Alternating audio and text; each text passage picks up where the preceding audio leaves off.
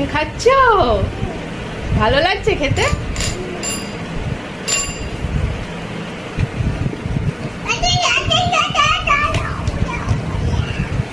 তুমি সাইকেলে চেপে আইসক্রিম খাচ্ছ?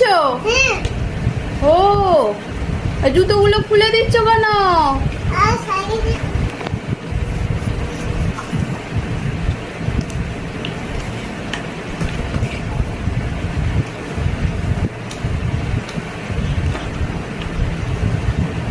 আইসক্রিমটা ঠান্ডা?